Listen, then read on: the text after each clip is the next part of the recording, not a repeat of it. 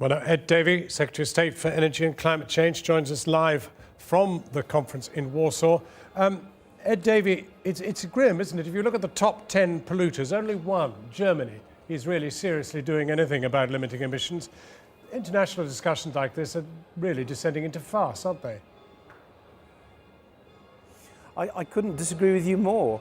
There's a lot of optimism here, and there's two very good reasons, and they're called the United States of America and China.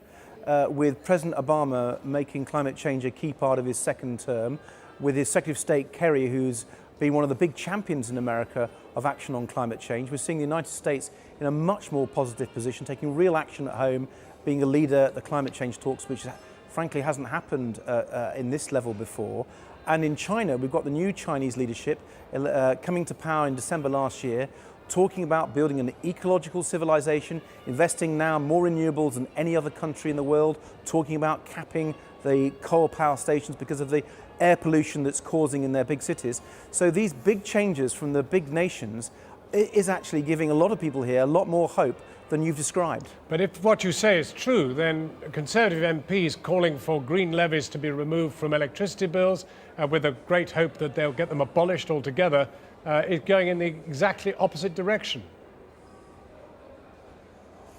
John, you shouldn't believe all you read in the papers. We're absolutely clear that the support for renewables and for low carbon will continue, and it's because it's been so successful. We've seen £31 billion of investment in the low carbon electricity infrastructure since 2010. That's a massive increase. We've now nearly doubled the amount of electricity coming from renewable sources. It's nearly at 16%. So there's been a really big advance, and the setup in the energy bill to create the world's first ever low carbon electricity market, that is on track with a huge pipeline of new investment coming. Only this year we've consented 7 new big low carbon plants with an investment that's going to come of 20 billion. So I don't recognise the picture that you and your reporter was showing. We are making big strides on low carbon in the UK. About time too. The last Labour government didn't do anywhere near enough. And with Liberal Democrats working with our coalition colleagues, we're making real progress. OK, well, there's the grand scenario. So let's get tight. Let's look at coal in our country. And a brief answer to this, are we going to close the loophole that allows coal-fired power stations to go on pumping carbon emissions out into the atmosphere? Well, our projections in DEC suggest that there'll be no coal power stations by the end of the next decade. Let me ask you another one then. George Osborne says we're not going to save the planet by putting our country out of business. And that is, I think, what he suspects the Lib Dems want to do. Well, I agree with the Chancellor on that. It's absolutely vital that we ensure that there is a level playing field, that every country is treated fairly.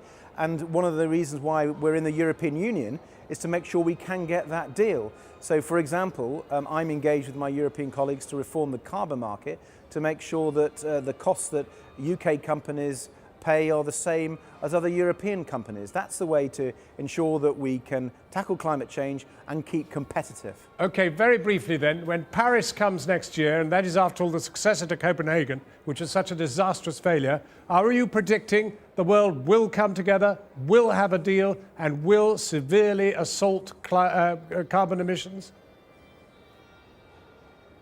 Well, Paris isn't next year, it's in 2015. Next year's in Peru. And that's the difference from what happened in Copenhagen. An agreement reached just 2 years ago in Durban basically said that we had 4 years to work to get that climate change deal that's been so elusive that previous governments have failed to achieve.